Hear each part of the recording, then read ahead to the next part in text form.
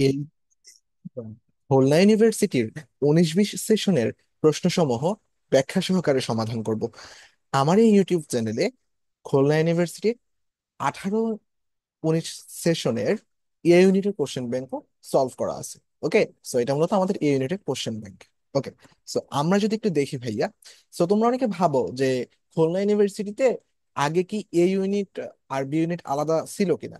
So এ ইউনিটের B ইউনিটের যেহেতু আলাদা কোশ্চেন পাওয়া যায় না, তার মানে খুব সম্ভবত ছিল না। ওকে, সো তোমরা যারা বি ইউনিটে এক্সাম দিবে তারাও কিন্তু এই প্রশ্ন ব্যাংকটা সমাধান করতে পারো, কারণ এখানে একই সাথে ফিজিক্স, কেমিস্ট্রি এবং বায়োলজি তিনোটাই আমরা সলভ করব। ওকে, সো প্রথম প্রশ্ন দেখো ভাইয়া, আমাদেরকে বলতেছে কোনো মৌলিক পদার্থের কোন মৌলিক পদার্থের নিউক্লিয়াসের সাধারণ সংকেত কি।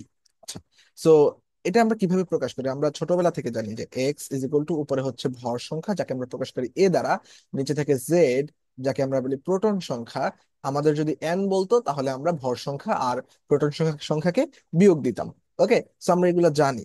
ওকে, সো এটা হচ্ছে কি আমাদের বি নাম্বারটা সঠিক। ওকে, সো তারপর দেখো ভাইয়া, বলতেছে একটি গোলকের পরিমাপ ব্যাসার্ধ 2.5 প্লাস মাইনাস 0.2 সেন্টিমিটার হলে এর আয়তন পরিমাপে শতকরা ত্রুটি কত। এই শতকরা ত্রুটির মেদ কিন্তু আমাদের পরীক্ষায় প্রায় এসে থাকে। ইভেন এবার এগ্রি এক্সামে, ওই যে লাস্ট কয়েকদিন আগে গেল যে এগ্রি এক্সাম 24-25 সালের, সেই এগ্রি এক্সামেও কিন্তু আমাদের ত্রুটির ম্যাথ এসেছে। ওকে, তো এই ত্রুটির ম্যাথের ক্ষেত্রে আমরা কি করতে পারি? প্রথম কথা হচ্ছে গোলকের ব্যাসার্ধের সূত্র কি ভাইয়া? আমরা জানি 4/3 পাই আর আর কিউব, 4/3 পাই আর কিউব। সো এটার মানে অনেক এক্সপ্লানেশন দিয়ে শেষে এই সূত্রটা আসে, এটা বের করা যায়। বাট অত এক্সপ্লানেশন আমরা যাব না, আমরা একটু শর্টকাটে দেখবো যে ভাইয়া দেখো তো, এই পুরা রাশিটার মধ্যে এখানে চেঞ্জ হবে, আর এর মানটা চেঞ্জ হবে, বা যে ব্যাসার্ধটা শুধুমাত্র কিন্তু আর এর উপর নির্ভর করে, বা যে আয়তনটা পুরা ইয়াটার মধ্যে ভি ইজ ইকুয়াল টু, আমরা জানি এই আয়তনটা আমাদের আর এর উপর নির্ভর করে। সো আয়তনটা যেহেতু আর এর উপর নির্ভর করে, আর এর উপর যেই মানগুলো আছে এগুলোর ভিত্তিতে আমরা আসলে সূত্রগুলো লিখবো। ওকে, সো আমি যেটা বলতে চাইতেছি, আর এর উপর যেহেতু কিউব আছে, তুমি প্রথমে একটা 3 দিবা। আচ্ছা, 3 দিলাম। 3 দেওয়ার পর গুণ del R divided by r. ওকে, এই হলো আমাদের কাজ। ওকে, যদি আমরা এখানে ক্ষেত্রফল বলতো, ইয়া না বলে আমাদের ক্ষেত্রফল বলতো, তো গোলক মানে একটা বৃত্তের ক্ষেত্রফলের ক্ষেত্রে আমরা কি জানি, বা একটা ইয়ার মানে গোলাকার ইয়ার ক্ষেত্রফলের ক্ষেত্রে আমরা জানি পাই আর স্কোয়ার। সো তখন আমাদের সূত্র হতে কত জানো? 2 pi r divided by r. Okay, so আমাদের যেহেতু এখানে ক্ষেত্রফল বলে নাই, আয়তন বলছে, তাই আমরা কি করব? ক্ষেত্রফল থেকে আমরা করব। আচ্ছা, সো দেন যদি আমরা ম্যাথটা করি, কি হবে? 3 ডেলার, ডেলারের মান কত? 0.2। সো 0.2, হ্যাঁ, 0.2। কারণ পরিবর্তন কত এখানে, মূলত পরিবর্তনটা আছে, মানে প্লাস অথবা মাইনাস দ্বারা কি বোঝায়, হয় কমবে বা বাড়বে, কতটুকু কমবে বা বাড়বে? 0.2 পরিমাণ। আচ্ছা, মেইন আর কত? 2.5। দুইটা কি আছে আমাদের? সেন্টিমিটারে আছে। ওকে, সো শতকরা ত্রুটি আমাদের কিসে বের করতে বলছে এখানে? যেহেতু দুইটাই সেন্টিমিটার, এখানে আমাদের এককটা খুব একটা ভ্যারি করেন। ওকে, সো আমরা যদি একটু ভাগ দেই তাহলে আমাদের কত আসবে? মানে উপর হচ্ছে 0.2, তো এটাকে আমরা এইভাবে লিখতে পারি 3। আহ এক ঘর এক ঘর যদি চলে যায়, 2/2 মানে 25। 3 দুগুণে কত? 6। 3 দুগুণে 6, আহ 25। আমরা বলতে পারি না, আহ কি বলতে পারি, যে 4 6 24 মিনিট এভাবে বলতে পারি কিন্তু, যে 24 যদি হয় 24 পয়েন্ট সামথিং হওয়ার কথা, যেহেতু ভাগ আকারে আছে, সেহেতু 24 পয়েন্ট সামথিং হওয়ার কথা। তুমি যদি দেখো এটা 0.24 সামথিং হবে। সো 0.24 সামথিং হওয়া মানে কি? 24%। ওকে, সাথে 100% গুণ হবে, এই সূত্রের সাথে কিন্তু আমাদের 100% গুণ অবস্থায় আছে। 100% গুণ অবস্থায় আছে। সো 100% গুণ দিলে প্রত্যেকটার সাথে কিন্তু আমাদের 100% আছে। ওকে, সো 100%। সো এখানে তুমি বুঝে নিও, শেষে আমাদের এটা কত হবে, এটা is equal two 24%। Okay, so তাহলে আমাদের আনসার হবে সি নাম্বার। আচ্ছা, আমরা এরপরেরটা বুঝি। চিত্রের কুণ্ডলীর ক্ষেত্রে সৃষ্ট চৌম্বক ক্ষেত্রের দিক কাগজ তলের কোন দিকে হবে? ওকে, প্রথম কথা হচ্ছে এটা আমাদের যে ডান হাতি যে নিয়ম আমরা পড়ছি, যে ভেক্টরের ক্ষেত্রে যে ক্রস গুণফলের মতো এখানেও ডান হাতের নিয়ম মানবে। তুমি তোমার হাতটাকে, ডান হাতটাকে একটু মানে ঘুরিয়ে দেখো। ওকে, মানে যেদিকে আছে তুমি তোমার যে ডান হাতটা আছে এটাকে এদিকে তুমি ঘুরাও। মনে করো তোমার, আমি তো হাত আঁকা পসিবল হচ্ছে না, সো ধরো তুমি এদিকে ঘুরাও। ওকে, এদিকে ঘুরালে তুমি দেখবা তোমার হাতটা নিচের দিকে, মানে তোমার হাতটা এই নিচের দিকে, তোমার বৃদ্ধাঙ্গুলিটা নিচের দিকে থাকবে।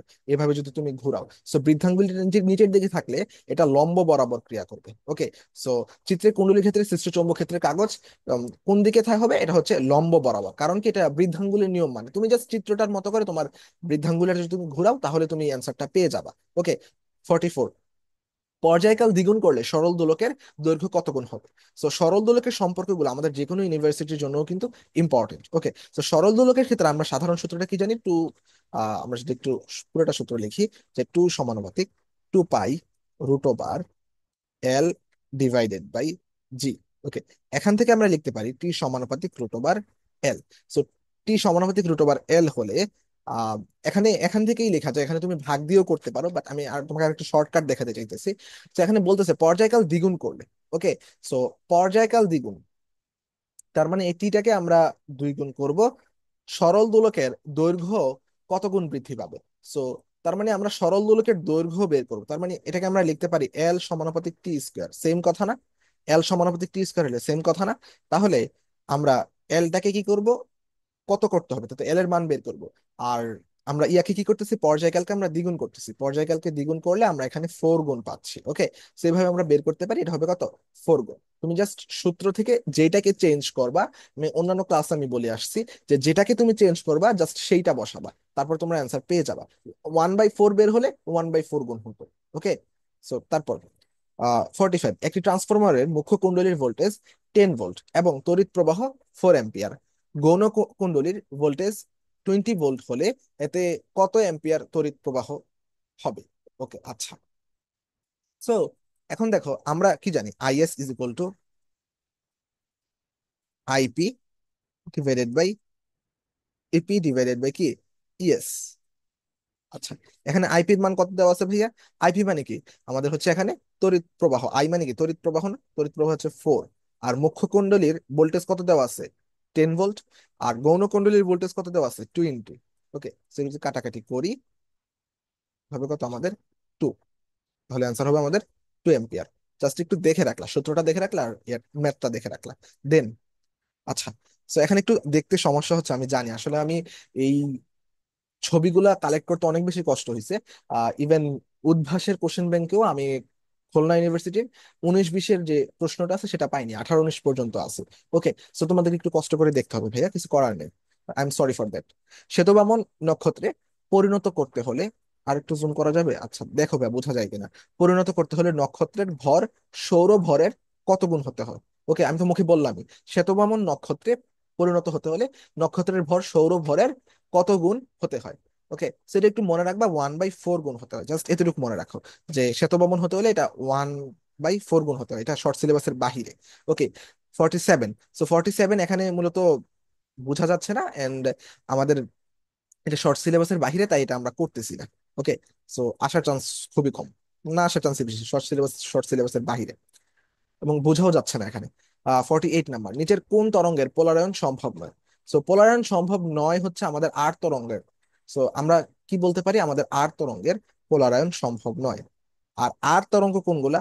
আর তরঙ্গ, যত ধরনের শব্দ আছে সবগুলা মনে রাখবা, সেগুলো হচ্ছে আমাদের আর তরঙ্গ। আর তরঙ্গ হচ্ছে শব্দ, সুর শলাকা, সুর শলাকার যে কম্পন সেটা হচ্ছে আমাদের কি, আর তরঙ্গ। তারপর যদি আমি বলি যে অনুদৈর্ঘ্য তরঙ্গ কোনগুলা, ওকে, বা লম্বিক তরঙ্গ কোনগুলা, লম্বিক, লম্বিক তরঙ্গ বাকি যেগুলো আছে, লম্বিক তরঙ্গ বাকি যেগুলো আছে কি কি আছে, আলো, পানি, বেতার, এগুলো হচ্ছে আমাদের লম্বিক তরঙ্গ। সো লম্বিক তরঙ্গকে আসলে সমবর্তন করা যায়, অর্থাৎ পোলারায়ন করা যায়। আর তরঙ্গকে আমাদের পোলারায়ন করা যায় না। সো পোলারায়ন সম্ভব নয় কার, আমাদের শব্দ তরঙ্গের। ওকে, সো এখানে বলছে দেখো, শব্দ তরঙ্গ এক ধরনের লম্বিক বা অনুদৈর্ঘ্য তরঙ্গ। আহ আমি কি একটু উল্টা বললাম?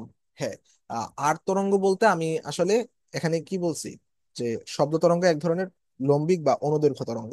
সো এটা আসলে এটা অনুপ্রস্থ হবে, আর তরঙ্গ বা ইয়া তরঙ্গ। সো তোমরা একটু দেখে নিও আমার শব্দগুলোতে একটু ঝামেলা হচ্ছে। ওকে, সো তোমরা একটু দেখে নিও যে আট তরঙ্গ, শব্দ তরঙ্গ। ওকে, সো 49 শব্দটা একটু দেখে নিও, আবার ঝামেলা হচ্ছে। নিউটনের গতির তৃতীয় সূত্রানুসারে ক্রিয়া প্রতিক্রিয়ার মধ্যবর্তী কোণ কত ডিগ্রি? ওকে, সো ক্রিয়া প্রতিক্রিয়ার মধ্যবর্তী কোণ হচ্ছে আমাদের 180 ডিগ্রি। কেন ভাই 180 ডিগ্রি? কারণ ক্রিয়া যেদিকে হবে প্রতিক্রিয়া কি হবে তার ঠিক বিপরীত দিকে হবে, আর মধ্যবর্তী কোণ তাহলে কত হবে? 180 ডিগ্রি হবে। সো এগুলো তো তোমরা এখন বুঝছো। ওকে, সো আর ওই আর তরঙ্গটা আমার ক্লাসের মাঝখানে মনে আসলে আমি বলে দিব। ওকে, আচ্ছা, এরপর যদি আমরা একটু নেক্সট দেখি। আচ্ছা, এটা হবে হচ্ছে আট তরঙ্গ। এখানে আমি একটু ভুল হয়েছে আমার এখানে, যে আট তরঙ্গ হবে হচ্ছে, এটা আট তরঙ্গ না, এটা হচ্ছে লম্বিক তরঙ্গ। আমি একটু নামগুলা উল্টা করে ফেলছিলাম, যে এটা হচ্ছে লম্বিক বা অনুদৈর্ঘ্য তরঙ্গ। এটা হচ্ছে আমাদের শব্দ সুর শলাকা। আর যে আলো, পানি, বেতার, এগুলো হচ্ছে আমাদের কি আট তরঙ্গ, আর অথবা অনুপ্রস্থ তরঙ্গ। ওকে, অনুপ্রস্থ। ওকে, এগুলো হচ্ছে আলো। নামগুলো একটু পাল্টে গেছে। ওকে, সরি। আচ্ছা, সো দেন আমরা নেক্সট দেখবো। আচ্ছা, 51 নম্বর, নিচের কোন শক্তি অন্য শক্তিতে সহজে রূপান্তরিত হতে চায় না? সো আলো, তড়িৎ ও শব্দ শক্তি এক শক্তি থেকে অন্য শক্তিতে রূপান্তরিত হলেও আমাদের তাপ শক্তি অন্য শক্তিতে রূপান্তরিত হতে চায় না। তারপর 52 নম্বর, 52, স্কেলার গুণনের উদাহরণ কোনটি?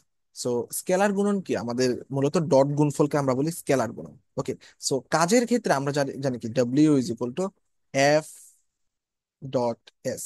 আর ডট গুণনের সূত্র অনুযায়ী এটা আমরা লিখতে পারি এফ এস কস থিটা। সেখানে দেখো কাজ কিন্তু এক নম্বরে আছে, তার মানে এটা কি স্কেলার গুণন। বলের ক্ষেত্রে যদি আমরা বলি, বল কি? বলকে আমাদের ক্রস গুণন, একই সাথে আমাদের কি, মানে বল তো কোনো আমরা সাধারণত কোনো গুণই করি না, তাই না? So মানে এফ। তারপর হচ্ছে টর্ক। টর্ক তো কি? টর্ক কি আমাদের tau is equal to R cross F.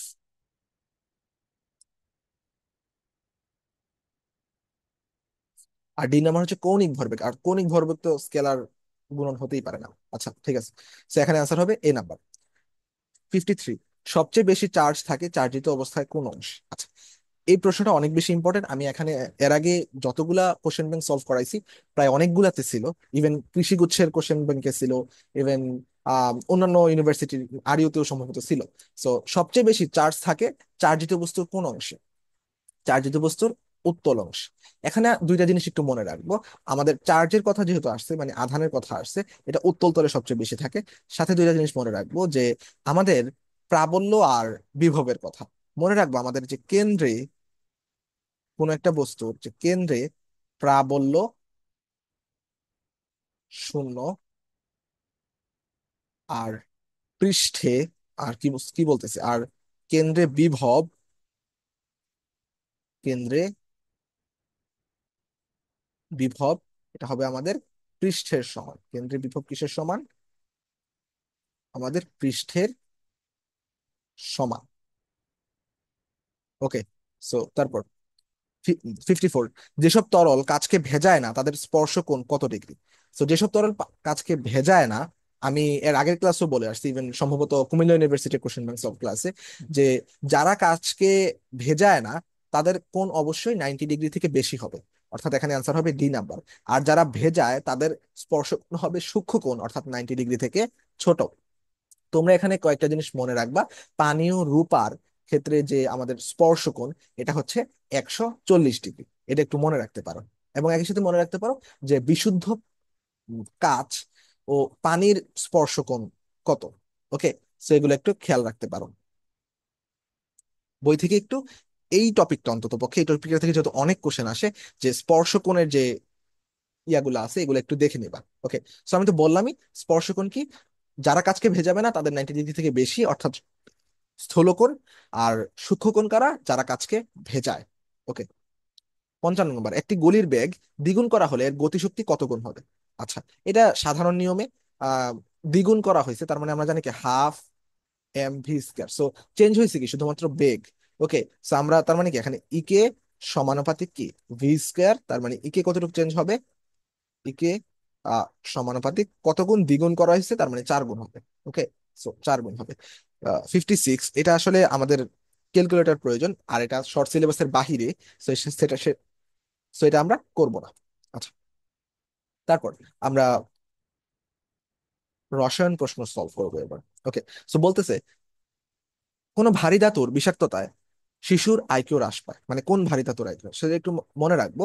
এটা হচ্ছে আমাদের লেড ধাতু। তো লেড ধাতু সম্পর্কে না বললেই নয় যে লেড ধাতু কিন্তু একটা ভারী ধাতু। আর এই ভারী ধাতু যদি শিশুদের মস্তিষ্কে প্রবেশ করে, বা মানে শরীরে প্রবেশ করে, এই তা আমাদের মস্তিষ্কের বা শিশুদের স্বাভাবিক কার্যকলাপ ব্যাহত করে, অর্থাৎ আইকিউ হ্রাস পায়।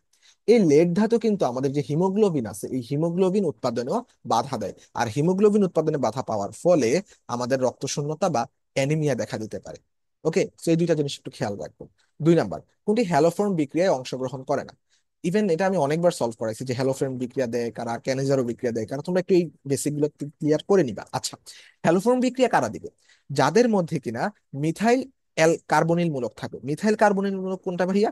CH3 সিও মূলক। ওকে, CH3 সি ডাবল বন্ড ও মূলক। সো যাদের মধ্যে এই মিথাইল কার্বনিল মূলক থাকবে তারা আমাদের হ্যালোফর্ম বিক্রিয়া দিবে, আর যাদের মধ্যে থাকবে না তারা হ্যালোফর্ম বিক্রিয়া দিবে না। তুমি যদি প্রথমটা দেখো, এ নাম্বারটা, এ নাম্বারটাতে কিন্তু আমাদের ইয়া আছে, মিথাইল কার্বনিল গ্রুপ আছে। যেমন তুমি বলতে পারো CH3 C ও H। সো এটাতে তো আমরা প্রায় সিমিলার, জাস্ট একটা হাইড্রোজেন মানে বসাই দিলে হয়ে যাচ্ছে। তার মানে প্রথমটা আমাদের অ্যান্সার হবে না, এটা হ্যালোফর্ম বিক্রিয়া দিবে। তারপর বি নাম্বারটা যদি দেখো, CH3 CHO। ওকে, এখানেও কিন্তু ভাইয়া মিথাইল কার্বনিল গ্রুপ আছে, অক্সিজেনটাকে কিন্তু আমরা এখানে লিখতে পারি। ওকে, হাইড্রোজেনটাকে এই পাশে রেখে অক্সিজেনটা লিখতে পারি, তার মানে এটাও আমাদের মানে হ্যালোফর্ম বিক্রিয়া দিবে। সো দেন যদি আমরা দেখি সি নাম্বারটা, সি নাম্বারটাতে দেখো ভাইয়া কোনো ধরনের হ্যালোফর্ম মানে মিথাইল কার্বনিল মূলক নাই। তুমি যদি এটাকে একটু ভেঙে লিখো, CH3 CH2 এখানে ও, তারপর কি এখানে এইচ, নাকি? সরি, ও OH2H, হ্যাঁ এভাবে।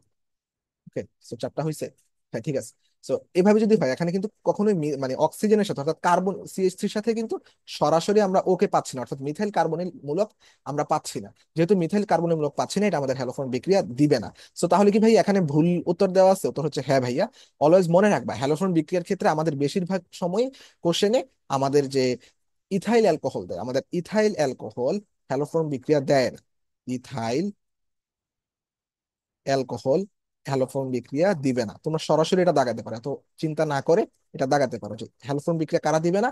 Ethyl alcohol. তাও তো আমি বললাম যে ব্যাখ্যাটা কি হবে। এখানেও কিন্তু CH3 CO মূলক আছে। ওকে, সো দেন 3 নাম্বার, বৃষ্টির সময় বজ্রপাতের ফলে মাটিতে কোন ধরনের কোন লবণের পরিমাণ বৃদ্ধি পায়? সেটা হচ্ছে নাইট্রেট লবণের বৃদ্ধি পায়। কেন বৃদ্ধি পায় ভাইয়া? বৃষ্টির সময় আমরা জানি কি নাইট্রোজেন আহ সংবন্ধন হয়। ওকে, মাটিতে কেন সংবন্ধন হয়? কারণ বৃষ্টির সময় প্রায় 3000 ডিগ্রি সেলসিয়াস তাপমাত্রা আসে। আর মানে এনোকে ভাঙার জন্য, এনোকে ভাঙার জন্য কি হয়, আমাদের এই 3000 ডিগ্রি সেলসিয়াস তাপমাত্রাই প্রয়োজন হয়। ওকে, সো মানে এত উচ্চ তাপমাত্রা মানে আমাদের প্রয়োজন হয়। তো সেজন্য বৃষ্টির ফলে আমাদের নাইট্রোজেন সংবন্ধন হয়, সরি বজ্রপাতের ফলে। ওকে, সো তারপর 4 নাম্বার, কোনটি ফেনল শনাক্তকরণে ব্যবহৃত হয়? সো ফেনল শনাক্তকরণে আমাদের FeCl3 ব্যবহৃত হয়, এটা একটু মনে রাখবো। ফেনল শনাক্তকরণে আমরা FeCl3 মনে রাখবো। আমাদের বই থেকে যে কোনগুলো শনাক্তকরণ মেইন মেইন যেগুলো আছে এগুলো একটু আমাদের মনে রাখতে হবে। আচ্ছা, এখানে টলেন বিকারক আছে। টলেন বিকারক কি জন্য ব্যবহৃত হয়? আমাদের অ্যালডিহাইড ও কিটোন শনাক্তকরণ। অ্যালডিহাইড ও কিটোন শনাক্তকরণ। টলেন বিকারকের সাথে বিক্রিয়া কে দেয়? অ্যালডিহাইড দেয়। অ্যালডিহাইড বিক্রিয়া দেয় বলে আমরা অ্যালডিহাইড ও কিটোনকে আলাদা করতে পারি। এবং মনে রাখবা, টলেন বিকারক এবং ফেহলিন দ্রবণ অ্যালডিহাইড এবং কিটোনকে শনাক্তকরণে ব্যবহৃত হয়। ওকে, এবং বিক্রিয়া দেয় কে? অ্যালডিহাইড। কিটোন কোনো বিক্রিয়া দেয় না। লুকাস বিকারক মূলত আমাদের অ্যালকোহল শনাক্তকরণে ব্যবহৃত হয়। মূলত এটা 1 ডিগ্রি, 2 ডিগ্রি এবং 3 ডিগ্রি অ্যালকোহলকে আলাদা করতে এটা ব্যবহৃত হয়ে থাকে, লুকাস বিকারক। ওকে, সে বাকি যে এই শনাক্তকরণ বিক্রিয়াগুলো আছে আমরা এটা জেনে রাখবো। এছাড়া আমাদের অ্যালকোহল শনাক্তকরণে মনে রাখবো, আমাদের যে পকল 3 কিন্তু আমাদের আহ অ্যালকোহল শনাক্তকরণে আমাদের ব্যবহৃত হয়ে থাকে। 5 নাম্বার, মানে PCl যেটা 3 যেটা বুঝাইতেছে। 5, গাঢ় নাইট্রিক অ্যাসিড ও গাঢ় H2SO4 এর মিশ্রণের ফলে ফেনলের বিক্রিয়ায় কি উৎপন্ন হয়? সো এটা হচ্ছে আমাদের পিক্রিক অ্যাসিড উৎপন্ন হবে। তুমি যখন গাঢ় নাইট্রিক অ্যাসিড এবং গাঢ় সালফিউরিক অ্যাসিড ইউজ করবা ফেনলের সাথে, তখন আমাদের পিক্রিক অ্যাসিড বা টিএনটি, ওকে, ট্রাইনাইট্রো ফেনল আমাদের তৈরি হবে। ওকে, ট্রাইনাইট্রো, সরি টিএনটি তো ট্রাইনাইট্রো, ওকে, মানে ট্রাইনাইট্রো ফেনল তৈরি হবে। ওকে, আচ্ছা। 6 নাম্বার, হ্যালোজেনের ইলেকট্রন আসক্তির সঠিক ক্রম কোনটি? আমরা জানি কি সবচেয়ে বেশি ইলেকট্রন আসক্তি কার থাকে? ক্লোরিনের ইলেকট্রন আসক্তি সবচেয়ে বেশি, তারপর বাকিগুলো যাবে। ক্লোরিন তো চলে গেল, তার মানে ব্রোমিন, আয়োডিন। আর মানে ইলেকট্রন নেগেটিভিটি বা তড়িৎ ঋণাত্মকতা সবচেয়ে বেশি কার? ফ্লোরিনের। কত? তার মান 4। ওকে, অক্সিজেনের কত? 3.5। ওকে, নাইট্রোজেনের কত? 3। এটা কিন্তু একে একে কমে, কেন তো মনে মনে হয় যে অক্সিজেন, আহ দাঁড়াও, ফন, নাইট্রোজেন, ফ্লোরিন, এটা হচ্ছে 4, এটা হচ্ছে 3.5, এটা হচ্ছে কত? 3। বাকি আরো কিছু মনে রাখতে পারো, কার্বন, আয়োডিন, সালফার, এটা হচ্ছে কি 2.5, সিস 2.5, এভাবে মনে রাখতে পারো। তারপর হাইড্রোজেন, ফসফরাস, এইচপি 2.1, হাইড্রোজেনের 2.1, তাই এইচপি 2.1, এগুলো একটু খেয়াল রাখতে পারি। আচ্ছা, বি নাম্বার কি তাহলে? অ্যান্সার হবে কি, এখানে যেহেতু ইলেকট্রন আসক্তি চাইছে, এটা যদি তড়িৎ ঋণাত্মকতা বলতো তাহলে ফ্লোরিন হইতো। Okay, so 7 number, 1 hydroxy 4 methyl 3 pentanone এর গাঠনিক সংকেত কত? ওকে, সেটা অনেক বেশি সহজ, কারণ আমাদের ইয়াটা দেওয়াই আছে, আমাদের অনেক সময় বের করতে বলে একটা ইয়া দিয়ে। সো প্রথম কথা হচ্ছে আমাদের 1 হাইড্রোক্সি। সো 1 হাইড্রোক্সি কোথায় আছে? তার মানে এখানে যেহেতু হাইড্রোক্সি নাই, সি নাম্বারটা বাদ।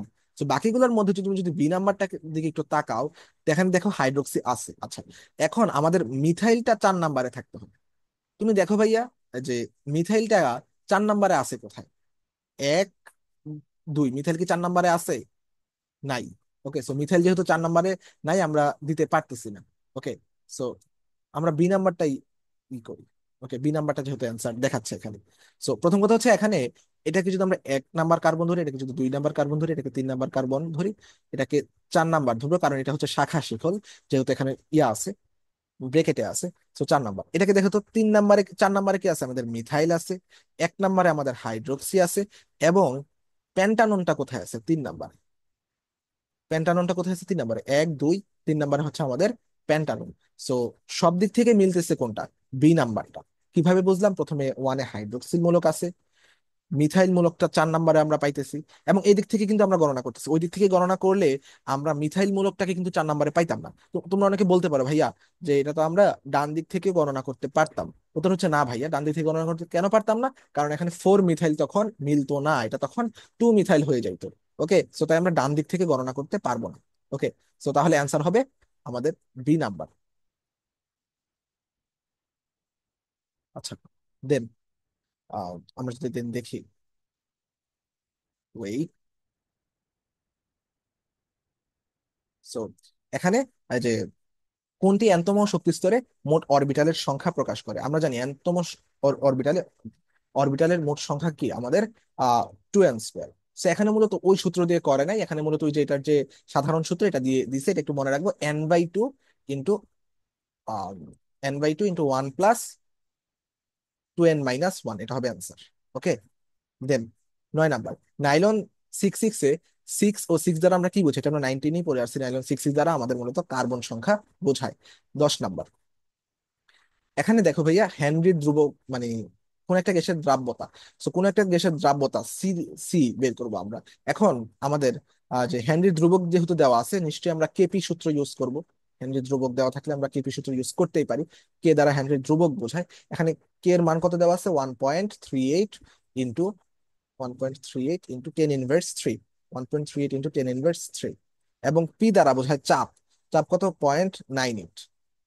ওকে, সো এটা মূলত 0.9, এটা যদি 1 হইতো তাহলে এটাই অ্যান্সার হইতো, মানে এটা থেকে জাস্ট এটা দুই দুই কমে আসতো। ওকে, না দুই কমে আসতো না, বাড়তো মূলত আরো। ওকে, সো না সরি, এটা যদি 1 হইতো, 1 হলে তো মানে পুরা -3 থাকতো। ওকে, সো যেহেতু 1 থেকে কিছুটা কম, তার মানে এটা 1.38 থেকে কিছুটা কম হবে। ওকে, সো মানে 1.3 সামথিং হবে, ইন্টু 10 ইনভার্স 3 হবে। তো 1.3 সামথিং এরকম একটাই আছে, এটা হচ্ছে এ নাম্বারটা। ওকে, বেশি কিন্তু হবে না। তোমরা অনেকে বলতে পারবে 1.55 হবে কিনা, না ভাইয়া, একের থেকে যদি বেশি হইতো তাহলে 1.55 হওয়ার সম্ভাবনা ছিল, বা যেহেতু একের থেকে কম জিনিস দ্বারা গুণ দিছি, মানটা কমে যাবে। ওকে, 11 নাম্বার, নমুনা পানিতে ডিও এর মান 6 ppm হলে আমাদের প্রতি 100 কেজি পানিতে ডিও এর মান কত? এখন ডিও এর পরিমাণ আমরা 1 লিটার পানিতে, 1 লিটার H2O তে ডিও এর পরিমাণ কত আমাদের?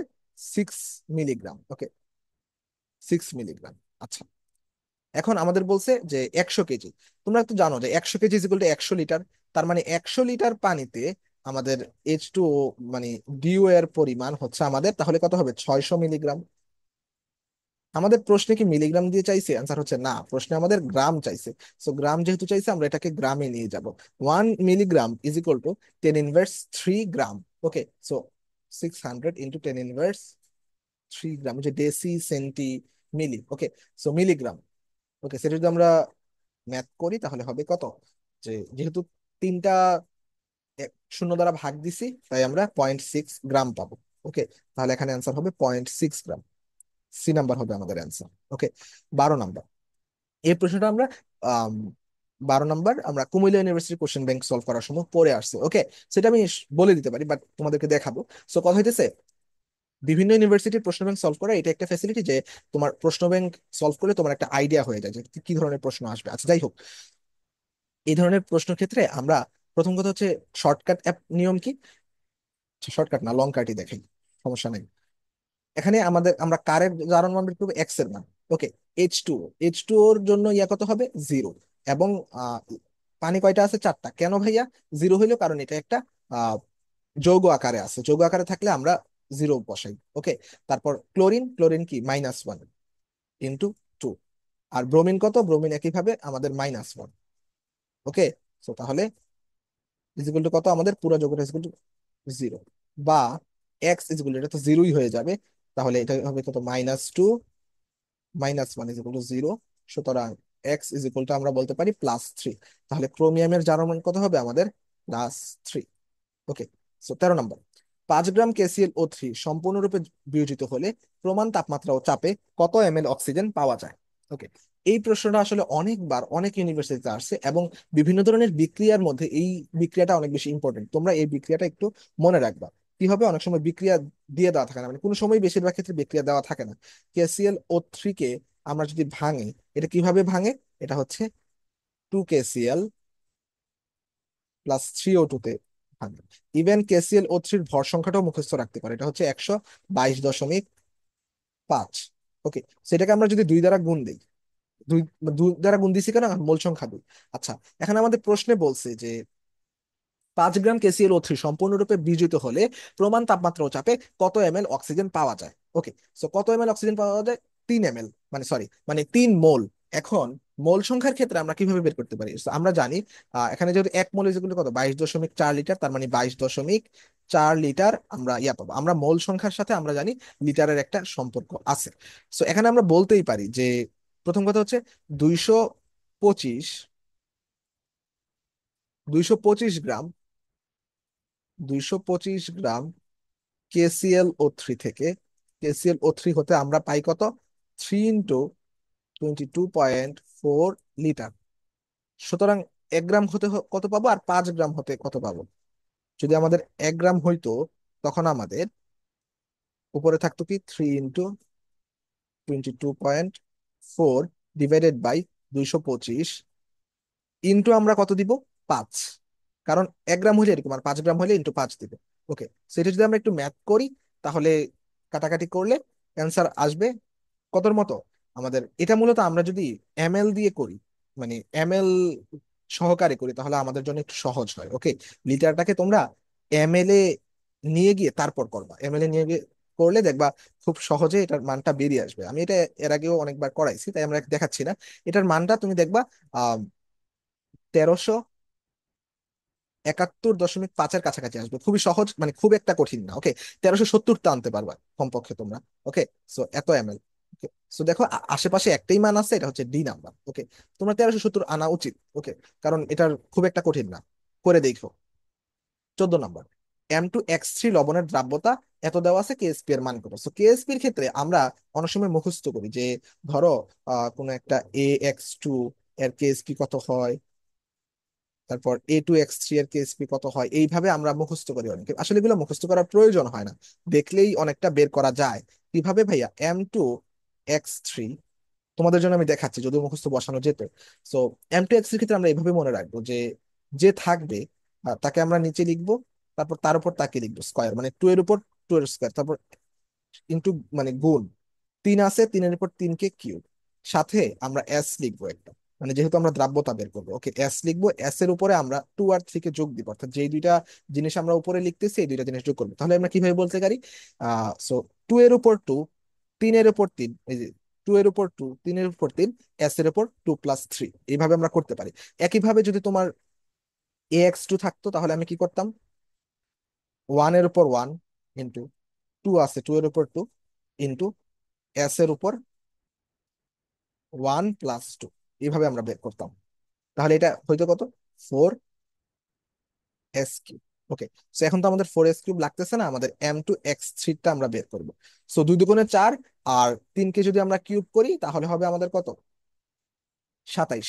ওকে, সো 27 আর 4, 4 27 তুমি করে দেখবা, আসবে কত? 108। 108 S⁻5 হবে। সো 108 S⁻5, এখন জাস্ট মানটা বসাবো, মানটা বসাইলে মানটা চলে আসবে। সো 108 1.1 ইন্টু 10⁻²⁵, এটাকে আমরা 108-এর জায়গায় 100 ধরতে পারি।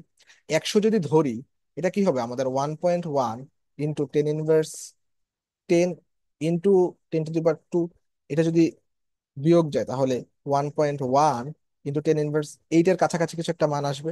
সো প্রশ্নে দেখো 10⁻8 একটাই মান আছে, ওকে, ভুল করা যাবে না কিন্তু, আমরা এটা দেখে মিলাবো, 10⁻8 একটাই মান আছে, এটা হবে তাহলে আনসার। ওকে, 10⁻10 আবার দাগায় না, 10⁻10 কিন্তু হবে না। 15 নাম্বার দেখো ভাইয়া, বলতেছে একটি অজ্ঞাত গ্যাসের ব্যাপন হার অ্যামোনিয়া গ্যাসের ব্যাপন হারের 2.92 গুণ হলে গ্যাসটির আণবিক ভর কত হবে? দেখো ভাইয়া, এখানে করা আছে, আমি আর দেখাইতেছি না। সো প্রথম কথা হচ্ছে ভাইয়া, একটা অজ্ঞাত গ্যাসের ব্যাপন হার, অ্যামোনিয়া গ্যাসের ব্যাপন হার কত? সো অজ্ঞাত গ্যাসের ব্যাপন হার যদি R1 হয়, আর অ্যামোনিয়া গ্যাসের ব্যাপন হার যদি কি হয় আমাদের R2 হয়। ওকে, সো অ্যামোনিয়া গ্যাসের ব্যাপন হারটাকে এখানে R2 ধরছে, এবং অজ্ঞাত গ্যাসটাকে R1 ধরছে, মানে যেহেতু যেটা বের করবে সেটা উপরে থাকা লাগবে। আচ্ছা, দেন আমাদের কি করছে যে 2.92 গুণ, সো যেহেতু একটা অজ্ঞাত গ্যাসের ব্যাপন হার অ্যামোনিয়া গ্যাসের ব্যাপন হারের 2.92 গুণ, তার মানে দুইটা ভাগ দিলে আমরা 2.92 পাবো। তারপর এখানে আমাদের M2 অর্থাৎ অ্যামোনিয়া গ্যাসের ব্যবহার হার কত? অ্যামোনিয়ার কত? 17, আর অজ্ঞাত গ্যাসের ব্যবহার হার M1। দুই পাশে যদি স্কয়ার করি, দুই পাশে স্কয়ার করলে 3K স্কয়ার করলে, মানে যদি আমরা 3K স্কয়ার করতাম তাহলে হতো আমাদের 9, যেহেতু আমরা 3K স্কয়ার করি নাই, আমাদের 9 থেকে কিছুটা কম আসবে। ওকে, সো 9 থেকে কিছুটা কম কত আসলো? 8.52 দাঁড়াচ্ছে। তোমরা 9 থেকে কিছুটা কম বা 9 ধরেও করতে পারো, পরে কিছু কমিয়ে দিলাম। ওকে, অ্যান্সার তো একটু দূরে দূরেই থাকবে। ওকে, সো দেন কি হবে? আমরা জাস্ট 17-কে আমরা 8 দ্বারা ভাগ দিব বা 9 দ্বারা ভাগ দিব। 17-কে যদি আমরা 9 দ্বারা ভাগ দিই, খেয়াল করো, ধরো তোমার 9 আসলো, 9 দ্বারা তুমি ভাগ দিলা, আমরা জানি কি 8 2 16, 9 2 18। সো তার মানে এটা ভাগ যাওয়ার কথা, তার মানে 2 এর কাছাকাছি কিছু একটা মান আসবে, যেহেতু আমরা পুরোপুরি 9 না, 9 থেকে কিছুটা কি কম, সো 9 থেকে কিছু একটা কম দিয়া ভাগ দিলে 18-এর কিছু কম হলেও এটা অ্যান্সার আসার কথা, তো 2 এর কাছাকাছি। ওকে, সো 2 এর কাছাকাছি, একেবারে কাছাকাছি একটা মানই আছে, এটা হচ্ছে সি নাম্বার। ওকে, তাহলে অ্যান্সার হবে আমাদের সি নাম্বার। ওকে, এইভাবে তোমরা ম্যাথ গুলা করতে পারো। আচ্ছা, দেন দেখো ভাইয়া, 16 নাম্বার বলতেছে একটি টয়লেট ক্লিনারের মূল উপাদান কি? আমরা মনে রাখবো টয়লেট ক্লিনারের মূল উপাদান হচ্ছে একটা তীব্র ক্ষার, যেটা হচ্ছে সোডিয়াম হাইড্রোক্সাইড, আর গ্লাস ক্লিনারের মূল উপাদান হচ্ছে একটা মানে মৃদু ক্ষার, এটা হচ্ছে কি আমাদের অ্যামোনিয়াম হাইড্রোক্সাইড। দেখো ভাই, এখনো বলা আছে যে টয়লেট ক্লিনারের মূল উপাদান সোডিয়াম হাইড্রোক্সাইড, গ্লাস ক্লিনারের মূল উপাদান অ্যামোনিয়াম হাইড্রোক্সাইড। এখন প্রশ্ন হতে পারে ভাইয়া, গ্লাস ক্লিনারের যদি আমরা তীব্র ক্ষার অর্থাৎ সোডিয়াম হাইড্রোক্সাইড ইউজ করি তাহলে কি হবে? ভাইয়া, স্ক্র্যাচ পড়ে যাবে। ওকে, গ্লাসটাই নষ্ট হয়ে যাবে। ওকে, টয়লেট ক্লিনারে যেহেতু অনেক বেশি, মানে টয়লেটে যেহেতু অনেক বেশি জীবাণু থাকে, তাই মানে অনেক বেশি তীব্র ক্ষার ইউজ হয়। ওকে, 17 নাম্বার, ট্রান্সফেয়ারে কোন কোন গ্রিন হাউস গ্যাসের জীবনকাল তুলনামূলক দীর্ঘ? ওকে, CFC ক্লোরোফ্লোরো কার্বনের জীবনকাল অনেক বেশি দীর্ঘ। ওকে, এবং এটা সবচেয়ে বেশি ক্ষতি করে আমাদের। 18 নাম্বার, কোনটি তাপহারী বিক্রিয়া? সো তাপহারী বিক্রিয়া, তাপ উৎপাদী বিক্রিয়া, এগুলো একটু তোমরা বই থেকে দেখে নিবা। আমরা জানি তাপহারী বিক্রিয়ায় ডেলএচ এর মান কি? পজিটিভ। আর তাপ মানে তাপ উৎপাদী বিক্রিয়া ডেলএইচ এর মান নেগেটিভ। সো এখানে ডেলএইচ এর মান পজিটিভ, শুধুমাত্র একটাই আছে, এটা হচ্ছে N2O2, ইজ ইকুয়াল টু কি, এনও। ওকে, এই বিক্রিয়াটা। ওকে, আর বাকিগুলা কি সব তাপ উৎপাদী বিক্রিয়া। ওকে, সেটা একটু আমরা দেখে রাখবো। আচ্ছা, আরেকটা, আরো কিছু জিনিস মনে রাখতে পারো যে তাপহারী বিক্রিয়া তুমি যদি তাপ বাড়াও, তাপহারী বিক্রিয়া যদি তাপ বাড়াও, তাহলে বিক্রিয়া কোন দিকে যাবে? বিক্রিয়া ভাইয়া অনেক বেশি উৎপাদে পরিণত হবে, অর্থাৎ বিক্রিয়া সম্মুখ দিকে যাবে। যদি তাপ উৎপাদী বিক্রিয়া তুমি তাপ বাড়াও, তাহলে কি হবে ভাইয়া? বিক্রিয়া পশ্চাৎমুখী হবে, অর্থাৎ বিক্রিয়ার হার কমে যাবে। ওকে, উৎপাদের পরিমাণ বেড়ে যাবে। 19 নাম্বার, অতিবেগুনি রশ্মির কোন তরঙ্গ কোন তরঙ্গ ব্যাপ্তি ড্রাগ শনাক্তকরণে ব্যবহৃত হয়? এই টাইপের প্রশ্নগুলো অনেক বেশি ইম্পর্টেন্ট। ইভেন এবার কৃষিগুচ্ছ পরীক্ষায়ও কিন্তু এখান থেকে প্রশ্ন আসছে। ওকে, সো অতিবেগুনি রশ্মির কোন তরঙ্গ ব্যাপ্তি ড্রাগ শনাক্তকরণে ব্যবহৃত হয়? এটা হচ্ছে 200 থেকে 400 মানে ন্যানোমিটার। ওকে, সো বাকিগুলো তোমরা একটু দেখতে পারো। সো ইম্পর্টেন্ট গুলো যদি আমি বলি, ইউভি ইলেকট্রো মানে ফটো ইলেকট্রন, এটা একটু দেখতে পারো। তারপর অপটিক্যাল সেন্সর রূপে 230 থেকে 380, জীবাণুনাশক রূপে 240 থেকে 280, ড্রাগ শনাক্তকরণে 200 থেকে 400। ওকে, দেন চিকিৎসা ক্ষেত্রে এটা একটু দেখে রাখতে পারো, 300 থেকে 320। ওকে, চিকিৎসা ক্ষেত্রে লাইট থেরাপিতে আমাদের 300 থেকে 320 তরঙ্গ দৈর্ঘ্য ব্যবহৃত হয়। এটা সম্ভবত এবার আসছে, আমি যদি ভুল না করি। ওকে, চিকিৎসা ক্ষেত্রে লাইট থেরাপিতে আমাদের 300 থেকে 320 তরঙ্গ দৈর্ঘ্য ব্যবহৃত হয়। আর আমাদের যেটা প্রশ্নে আমাদের এখানে যে ড্রাগ শনাক্তকরণ, এটা হচ্ছে 200 থেকে 400। ওকে, 200 থেকে 400, এই যে 5 নাম্বার। ওকে, 20 নাম্বার, কোনটি এলপিজি এর প্রধান উপকরণ? আমরা জানি যে এলপিজি এর প্রধান উপকরণ হচ্ছে প্রোপেন ও বিউটেন, এটা হচ্ছে বি নাম্বার। মিথেন কিন্তু না, প্রোপেন ও বিউটেন হচ্ছে আমাদের এলপিজি গ্যাসের মূল উপাদান। ওকে, রান্নার কাজে যেটা ইউজ করা হয়। 57 নাম্বার, ফটো ইলেকট্রিক ইলেকট্রন নির্গত হবে না নিচের কোন ধাতু থেকে? আমরা মনে রাখবো যে সোডিয়াম, পটাশিয়াম, সিজিয়াম, লিথিয়াম এবং রুবিডিয়াম প্রভৃতি ক্ষারধর্মী পদার্থের উপর দৃশ্যমান আলো আপতিত হলে অধিক পরিমাণে ইলেকট্রিক ফটো ইলেকট্রন নির্গত হয়। মূলত আমাদের যেগুলোতে একটা ইলেকট্রন শেষ কক্ষপথে সেগুলো মূলত ফটো ইলেকট্রন নির্গত করে। কিন্তু অ্যালুমিনিয়াম, এটা কি শেষ কক্ষপথে একটা ইলেকট্রন? ইলেকট্রন, উত্তর হচ্ছে না। তাহলে অ্যালুমিনিয়াম কি করবে না, আমাদের ফটো ইলেকট্রন নির্গত হবে না। 58 নম্বর, পার্কিং পার্কিং কক্ষপথ কোনটি? পার্কিং কক্ষপথ কোনটি যেখানে আমরা ভূস্থির উপগ্রহ থাকে, অর্থাৎ যে কক্ষপথে থাকলে আমাদের কোন একটা কৃত্রিম উপগ্রহকে বা যে একটা উপগ্রহকে আমাদের স্থির মনে হয়, তাকে আমরা বলতেছি কি পার্কিং কক্ষপথ, অর্থাৎ সেটাকে আমরা বলতেছি ভূস্থির উপগ্রহের কক্ষপথ। ওকে, এবং ভূস্থির উপগ্রহের পর্যায়কাল হচ্ছে পৃথিবীর সমান, এটা হচ্ছে 24 আওয়ার্স। ওকে, 59, নিম্নের কোনটি অর্ধপরিবাহী? সো অর্ধপরিবাহী আমরা কি জানি কোনগুলা? কার্বন, সিলিকন, জার্মেনিয়াম, এগুলো হচ্ছে আমাদের অর্ধপরিবাহী। তাহলে বি নাম্বার হচ্ছে আমাদের অ্যান্সার। 60 নাম্বার, 100 কেজি ভরের একটি বস্তুকে ক্রেনের সাহায্যে 10 সেন্টিমিটার পার সেকেন্ড বেগে ছাদের উপরে উঠালে ক্রেনের ক্ষমতা কত ওয়াট? ওকে, সো এই ম্যাথটা আমরা করতে পারি P is equal to F ভিতে। এফ ইজ ইকুয়াল টু আমরা কি লিখতে পারি, এম জি, তার মানে এম জি ভি লিখতে পারি। সো এখানে এম কত, 100 কেজি, জি কত 9.8, যেহেতু বলে দেয় 9.8ই ধরবো। তারপর এখানে হিসাবের সুবিধার্থে 10 ধরে করতে পারি, এটা সমস্যা না। 9.8, তারপর হচ্ছে 10 সেন্টিমিটার পার সেকেন্ড। যেহেতু সেন্টিমিটার আছে, সেন্টিমিটারকে আমরা আরো 10 ইনভার্স 2 দ্বারা মিটারে নিয়ে যাব। ওকে, সো দেন 9.8 কে যদি আমরা গুণ করি, 980, 980, ইয়েস, 9.8 যদি আমাদের গুণ হয়। তো এখানে মূলত কোনো একটা কলাপস আছে, হ্যাঁ, না সরি, 980, 980 ইন্টু কি 10 ইনভার্স 1 ইজ ইকুয়াল টু কত, 98। ওকে, সেন্সার হবে আমাদের সি নাম্বার। ওকে, সো দেন নেক্সট কোশ্চেন। এবার আমরা বায়োলজির কোশ্চেন সমূহ সলভ করব। কোন ব্যাকটেরিয়া মানব দেহে ভিটামিন বি কমপ্লেক্স সরবরাহ করে? এই প্রশ্নটা অনেক জায়গায় আসে, যে ভিটামিন বি কমপ্লেক্স সরবরাহ করে আমাদের হচ্ছে ইschেরিয়া ইকোলাই বা ইকোলাই ব্যাকটেরিয়া। মানুষের অন্ত্রে ভিটামিন বি, বি12 মানে হচ্ছে রিবোফ্লোবিন যার নাম, বি7 যার নাম বায়োটিন, তারপর হচ্ছে আহ বি12 ফলিক অ্যাসিড। ওকে, সম্ভবত এটা বি9। ওকে, ফলিক অ্যাসিড ভিটামিন কে তৈরি করে। ওকে, এবং হুপিং কাশির জন্য মনে রাখবা আমাদের পার্টোসিস যেটা, এটা হচ্ছে আমাদের কাজে লাগে হুপিং কাশি, এভাবে মনে রাখতে পারো, হুপিং কাশি, পার্টোসিস। তারপর সাপটিলিন, সাপটোসিস। ল্যাকটিক অ্যাসিড দুধে যেটা ব্যবহৃত হয় এটা হচ্ছে ল্যাকটিস, ল্যাকটিসা ল্যাকটিসিডি। ওকে, সো ল্যাকটিক অ্যাসিড, ল্যাকটিসাসিডি। ওকে, সেগুলো আমাদের ব্যবহৃত হয়। সেখানে কি প্রশ্ন করছে, ভিটামিন বি কমপ্লেক্স আমাদের কোথায় ইয়া হয়, এটা হচ্ছে আমাদের অন্ত্রে। কোন ব্যাকটেরিয়া করে? এটা হচ্ছে আমাদের ইকোলাই। ওকে, ইকোলাই ব্যাকটেরিয়া আমাদের এটা করে থাকে। দেন যদি আমরা দেখি, আচ্ছা, এখানে ভাইয়া ইয়াগুলো অনেক বেশি বাজে হইতেছে, কারণ কি ভাই এটা তোমরা বলছি এর আগেও যে এর জন্য মানে আমি নিজের কাছে ছিল না, তাই আমাদের এটা জোগাড় করতে অনেক বেশি কষ্ট হয়েছে। ওকে, সো আমি মুখে বলতেছি, মানুষের শ্বসনে শতকরা কত ভাগ অক্সিজেন প্লাজমায় ভৌত দ্রবণ রূপে ব্যবহৃত হয়? প্লাজমায় ভৌত দ্রবণ রূপে শতকরা 0.2 ml। ওকে, শতকরা 0.2 ml আমাদের কি হয়, ব্যবহৃত হয়, শতকরা 0.2 ml। ওকে, সো দেন 83, অ্যালকোহল শিল্পে ব্যবহৃত ইস্টকে নিচের কোন ভাইরাসটি ধ্বংস করে? নিচের কোন ভাইরাসটি ধ্বংস করে? যেহেতু অ্যালকোহল মানে এখানে পচানোর কোনো কিছু কাজে লাগে। ওকে, তো কোনো কিছু পচাতে সহায়তা মানে জাইমেজ বা জাইমোজেন এই টাইপের এনজাইম বা ইয়াগুলা লাগে না? তার মানে এখানে কোন ভাইরাসটি সহায়তা করবে? নিশ্চয়ই মানে জাইমেজ যুক্ত মানে নাম সংবলিত কিছু একটা, এটা আমি ভেবে মনে রাখি আর কি। তোমরা মনে রাখতে পারো অ্যালকোহল শিল্পে ইস্টকে নিচের কোন ভাইরাসটি ধ্বংস করে, এটা হচ্ছে আমাদের জাইমোফাস। ওকে, এটা অনেক আসে। ওকে, জাইমোফাস। আচ্ছা, 84, নাইট্রোজেন জড়িত বর্জ্য থেকে ইউরিয়া সৃষ্টিতে নিচের কোন সৃষ্টির কোন এনজাইমটি প্রয়োজন? এটা হচ্ছে আমাদের, আমরা জানি যকৃৎ ডিএমিনেশন প্রক্রিয়ায় আমাদের আহ ইউরিয়া তৈরি করে। এখন এটা কোন প্রক্রিয়া করে? ডিএমিনেশন, অর্থাৎ এখানে ডিএমিনেশন যেহেতু, এখানে আমাদের ডিএমিনেজ লাগবে। ওকে, এখানে আমাদের কি লাগবে? ডিএমিনেজ লাগবে। আচ্ছা, ইউরিয়া তৈরির সময় যকৃৎ আসলে অ্যামোনিয়া আহ থেকে আমাদের আসলে কিভাবে কি তৈরি করে? এটা মূলত ডিএমিনেশন প্রক্রিয়া অ্যামোনিয়াকে ভেঙে যকৃৎ আমাদের অ্যামোনিয়া গ্রুপ এবং অস্থায়ী কিটো অ্যাসিড তৈরি করে, আর এই কিটো অ্যাসিড পরবর্তীতে ক্রেবস চক্রে চলে যায়। ওকে, তো এখানে বিক্রিয়াটা দেওয়া আছে, তোমরা একটু দেখতে পারো। ওকে, অ্যামিনো অ্যাসিড কি হয় আমাদের? ডিএমিনেশন প্রক্রিয়ায় কিটো অ্যাসিড তৈরি করে, এবং পরবর্তীতে এই অ্যামিন মানে ইয়াটা পরবর্তীতে অ্যামোনিয়া তৈরি করে, এবং অ্যামোনিয়া অরিনিথিন চক্রে এসে কি করে? আমাদের ইউরিয়া তৈরি করে।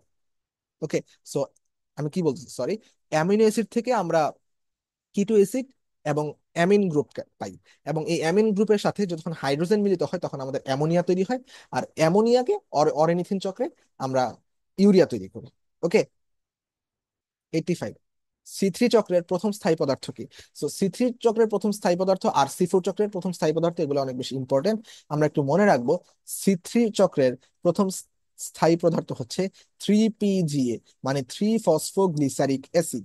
আর সি ফোর চক্রের স্থায়ী পদার্থ হচ্ছে আমাদের অক্সালো অ্যাসিটিক অ্যাসিড, বা 4 কার্বন বিশিষ্ট অক্সালো অ্যাসিটিক অ্যাসিড। এবং এগুলোর উদাহরণগুলোও কিন্তু অনেক বেশি ইম্পর্টেন্ট, ইভেন এবার এগ্রি এক্সামেও কিন্তু উদাহরণ থেকে প্রশ্ন আসছে। ওকে, প্রশ্ন আসছিল যে সি4 উদ্ভিদ কোনটি। ওকে, তো তোমরা উদাহরণগুলো একটু বই থেকে পড়ে নিবা। ওকে, তো এখানে প্রশ্ন কি বলছে? সি থ্রি চক্রের প্রথম স্থায়ী পদার্থ কি? 3 ফসফোগ্লিসারিক অ্যাসিড। আচ্ছা, 86, নিউক্লিক অ্যাসিড এবং ক্যাপসিড দিয়ে গঠিত সংক্রমণক্ষম ভাইরাসকে কি বলে? এগুলো আমি আমার অন্যান্য ক্লাসে দেখাইছি, কোশ্চেন ব্যাংক সব ক্লাসে, আজকে আর দেখাচ্ছি না। সো মনে রাখবা, ভিরোয়েড। ভিরোয়েড হচ্ছে একটা সংক্রমণক্ষম নিউক্লিক অ্যাসিড। ওকে, এটা একটা সংক্রমণক্ষম জাস্ট নিউক্লিক অ্যাসিড, অর্থাৎ এটার জাস্ট যে বাইরের যে আবরণটা থাকে। ওকে, এটা একটা জাস্ট নিউক্লিও অয়েড। ওকে, এটা জাস্ট, সরি, ভিরো অ্যাড না, এটা এটা জাস্ট এটা একটা সংক্রমণক্ষম নিউক্লিক নিউক্লিক অ্যাসিড। ওকে, সো এটা আমি মূলত উল্টা বলতেছি। ওকে, নিউক্লিও অয়েড না, এটা জাস্ট অয়েডটা থাকে। ওকে, মানে পুরোপুরি তো ইয়া থাকে না ইয়ার, এটা জাস্ট নিউক্লিক অ্যাসিডের জন্য নিউক্লিও অয়েডটা থাকে। তারপর প্রিয়নের যে প্রোটিন, জাস্ট প্রোটিন থাকে। ওকে, সো এটা হচ্ছে সংক্রমণক্ষম প্রোটিন। ওকে, এটা হচ্ছে আমাদের কি? সংক্রমণক্ষম প্রোটিন। তারপর ভিরিয়ন, ভিরিয়নের সবকিছু থাকে, এবং এটা উদ্ভিদ ও প্রাণী উভয়কেই আক্রমণ করে। ওকে, ভিরিয়নের সবকিছু থাকে, জাস্ট এটা হচ্ছে একটা ছোট দেখতে, তাই এটা একটা সাব ভাইরাল এজেন্ট বলা হয় এটাকে। তো আমি যে বলতেছিলাম, প্রিয়ন হচ্ছে আমাদের প্রাণীদের আক্রমণ করে, এটা একটু মনে রাখবো। প্রিয়ন হচ্ছে আমাদের প্রাণীদের আক্রমণ করে। ভিরোয়েড আক্রমণ করে কাদের? আমাদের উদ্ভিদদের, সাধারণত উদ্ভিদদের আক্রমণ করে। ওকে, আর ভিরিয়ন উদ্ভিদ ও প্রাণী, এই উদ্ভিদ প্লাস প্রাণী, প্রাণী প্লাস উদ্ভিদ উভয়কে আক্রমণ করে। আর নিউক্লিয়ক অ্যাসিড যেটা, এটা সবকিছু থাকলেও এটা অকর্মক্ষম, এটা কোনো কাজই করতে পারে না, অর্থাৎ এটা সংক্রমণহীন ভাইরাস, কিন্তু এটা সবকিছুই আছে। আমাদের প্রশ্ন করছে যে নিউক্লিক অ্যাসিড ও ক্যাপসিড দিয়ে গঠিত সংক্রমণক্ষম ভাইরাস কণাকে কি বলে, অর্থাৎ সংক্রমণ করতে পারে। ওকে, নিউক্লিক অ্যাসিড কিন্তু সংক্রমণ করতে পারে না, বাট ভিরি অন এটা সবকিছু আছে, এটা উদ্ভিদ ও প্রাণীকে সংক্রমণ করতে পারে, এবং এটা নিউক্লিক অ্যাসিড এবং প্রোটিন দুইটাই থাকে, জাস্ট এটার আকারে একটু ছোট। ওকে, 7 নাম্বার, রেপ্লিকেশন ফর্কে ডিএনএ ডাবল হেলিক্স পেজ গুলো খুলে দেয় কি? আমাদের ডিএনএ থেকে যে এনজাইম গুলো, বিভিন্ন ধরনের এনজাইম গুলোর নাম অনেক বেশি ইম্পর্টেন্ট। ওকে, সো ডিএনএ ডাবল হেলিক্স কে পেজ গুলো খুলে দেয় কি? খুলে দেয় হচ্ছে আমাদের কি? হেলিকেজ। খুলে দেয় কি আমাদের? খোলে পেজ, খোলে, এটাকে আমাদের হেলিকেজ এনজাইম আমাদের পেজ গুলা আমাদের খুলে দেয়। ওকে, তারপর আমরা মনে রাখবা প্রাইমেস গুলা হচ্ছে আমাদের, প্রাইমেস গুলা কি করে, প্রাইমার যুক্ত করে। প্রাইমার, আরএনএ প্রাইমারকে আমাদের যুক্ত করে, প্রাইমার যুক্ত করে। লাইগেজ কি করে, জোড়া লাগায়। অর্থাৎ দুইটা যেখানে জোড়া লাগানোর কথা আসবে সেখানে আমরা পাবো লাইগেজ জোড়া লাগায়। আর ডিএনএ পলিমারেজ হচ্ছে আমাদের অত্যাবশ্যকীয় এনজাইম, এটা ডিএনএ তৈরিতে বা রেপ্লিকেশনে ব্যবহৃত হয়। ওকে, সো প্রাইমেজ এনজাইম কি করে, আমাদের যে ওই যে লেগিং সূত্রক আছে, একটা হচ্ছে লিডিং সূত্রক আর একটা হচ্ছে লেগিং সূত্রক। সো লেগিং সূত্রকের মাঝখানে কি থাকে, আমাদের প্রাইমার গুলোকে যুক্ত করতে হয়। ওকে, সো প্রাইমেজ কি করে, আমাদের প্রাইমার গুলোকে যুক্ত করে।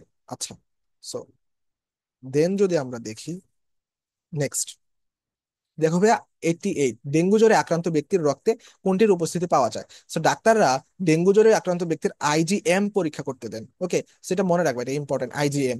আরেকটা জিনিস বলো তো ভাইয়া, মায়ের মাতৃদুগ্ধে কি থাকে, মাতৃদুগ্ধে আইজিএ বেশি থাকে। আইজিএ থাকে আমাদের মাতৃদুগ্ধে। ওকে, প্রচুর পরিমাণে আইজিএ থাকে মাতৃদুগ্ধে।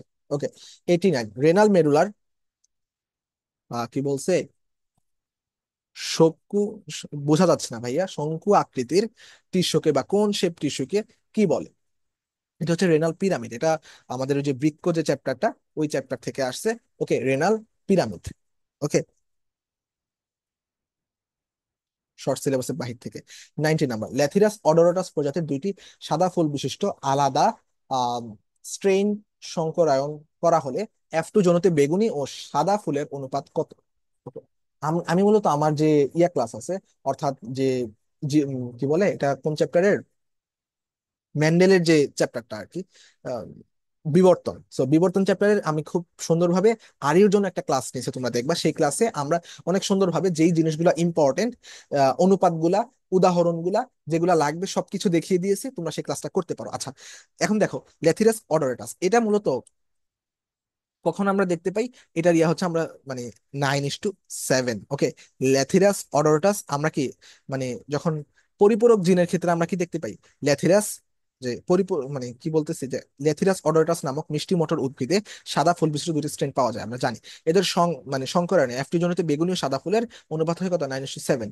পরিপূরক জিনের উপস্থিতিতে এ অনুপাত হয় এবং এই অবস্থাকে সহপ্রকটতা বা সমপ্রকটতা বলে। ওকে, সো যদি সাদা, বাকিগুলা দেখা লাগবে না।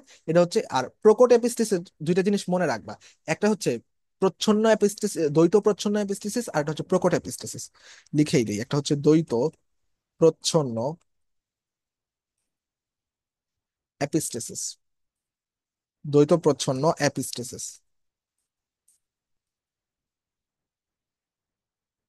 দ্বৈত প্রচ্ছন্ন এপিস্টিসিস এটার ক্ষেত্রে হবে আমাদের, যেহেতু দ্বৈত প্রচ্ছন্ন, এটা হবে আমাদের 9:7।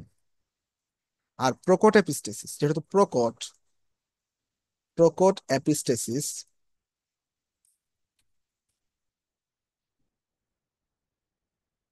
প্রকট এপিস্টেসিসের ক্ষেত্রে আমাদের অনুপাত হবে কত, আমাদের মানে 13:3, যেহেতু এটা প্রকট, এটা অনুপাত হবে কি 13:3।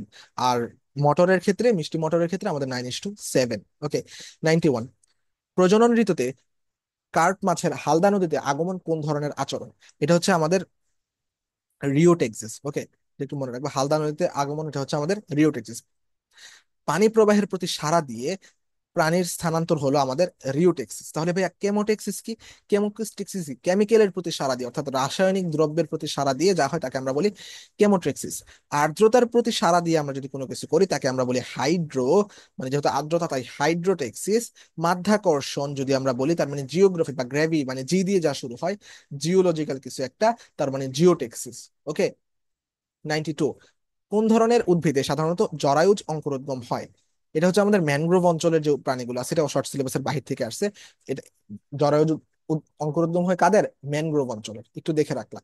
93, শ্বাসনালী ও নাকে কোন ধরনের তরুণাস্থি দেখা যায়। শ্বাসনালী ও নাকে হচ্ছে আমাদের হায়ালিন তরুণাস্থি দেখা যায়। তো তরুণাস্থিগুলো আমাদের, আমার একটা দেখবা চলন ও অঙ্গ চালনার জন্য আমি খুব সুন্দরভাবে একটা ওয়ান শট ক্লাস নিয়েছি, সেখানে চলন ও অঙ্গ চালনার ইম্পর্টেন্ট জিনিসগুলা সবগুলো আমি দেখিয়ে দিয়েছি, যা কিছু লাগবে শর্টকাট সহ। তো তুমি সেখান থেকে দেখতে পারো।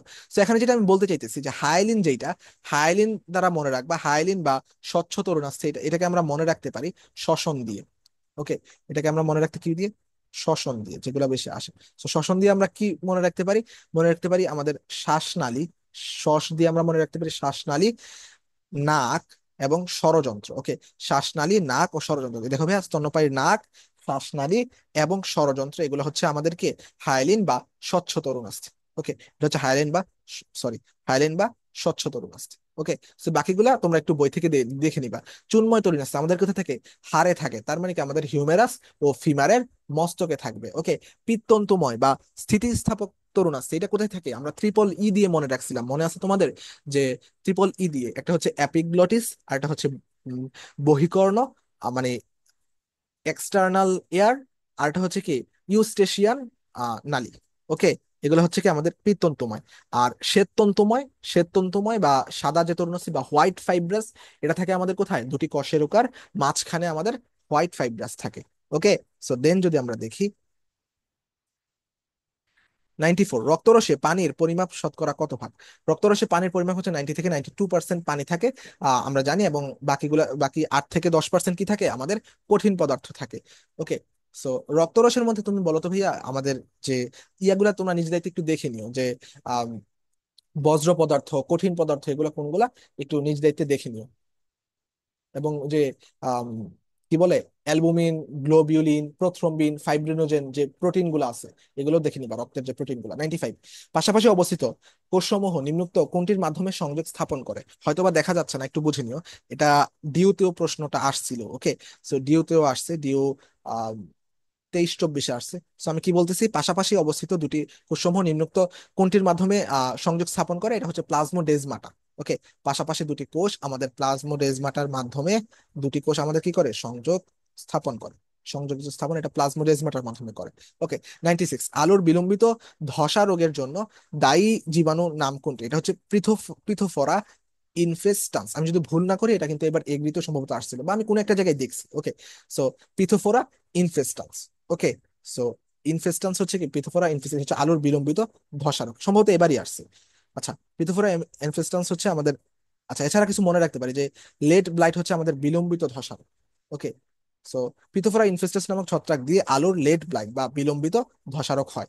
আর আর্লি ব্লাইট কিভাবে হয়ে থাকে? আমাদের সোলানি দিয়ে। ওকে, এই দুটো একটু জাস্ট দেখে রাখলাম। 97, মধ্যকর্ণের ওটাইটিস মিডিয়া রোগ কোন ধরনের জীবাণু দ্বারা সংক্রমণ হয়? Otitis media. ওকে, সো এটা মূলত আমাদের যে প্রধানত ভাইরাস, ব্যাকটেরিয়া, ভাইরাস, ব্যাকটেরিয়া এবং ছত্রাকের মাধ্যমে মানে সংক্রমিত হয়। তাহলে কিন্তু আমাদের এখানে একের অধিক অ্যান্সার আছে।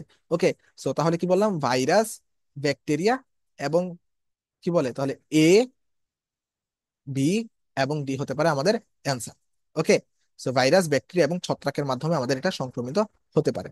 ওকে, so then 98, H2O plus carbon dioxide থেকে H2CO3 বিক্রিয়াটি কোন এনজাইম দ্বারা সংক্রমণ হয়?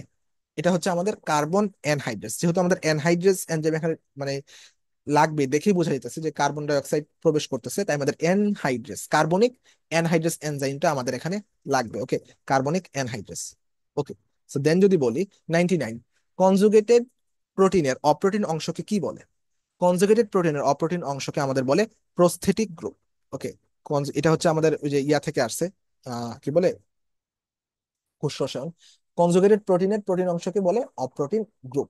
ওকে, আর অপ্রোটিন অংশকে বলে প্রস্থেটিক গ্রুপ। ওকে, ও আমি কিভাবে কি বলতেছি, আহ এনজাইমের সাথে প্রোটিন অংশটিকে আমরা বলতেছি হচ্ছে অ্যাপো এনজাইম, অপ্রোটিন অংশটিকে আমরা বলতেছি প্রস্থেটিক। ওকে, কনজুগেটিক প্রোটিনের সাথে অপ্রোটিন অংশকে আমরা বলতেছি প্রস্থেটিক গ্রুপ। 100 নম্বর বা 100, কঙ্কাল পেশিতে কোন প্রোটিন পাওয়া যায়? কঙ্কাল পেশিতে অ্যাক্টিন ও মায়োসিন থাকে। ওকে, এটা একটু খেয়াল রাখবা, কঙ্কাল পেশিতে আমাদের কি থাকে? অ্যাক্টিন ও মায়োসিন থাকে। এখানে অ্যান্সার হবে ডি নাম্বার, মানে কি মায়োসিন। ওকে, তো আমি জানি তোমাদের দেখতে একটু প্রবলেম হয়েছে ভাইয়া, কিছু করার নাই, সরি ফর দ্যাট। এন্ড তোমাদের যে বায়োলজিতে অনেক বেশি সমস্যা, আমার কৃষি গুচ্ছের যে চ্যাপ্টারের ক্লাসগুলো আছে সেগুলো তুমি দেখতে পারো, অনেক বেশি কাজে লাগবে। বা অন্যান্য চ্যাপ্টারে মানে যদি কোনো প্রবলেম থাকে আমার চ্যানেলে দেখতে পারো, ক্লাস আছে, তোমরা দেখতে পারো। ওকে, সো তাহলে এই ছিল আজকের ক্লাস। তাহলে সবাই ভালো থাকো, টাটা।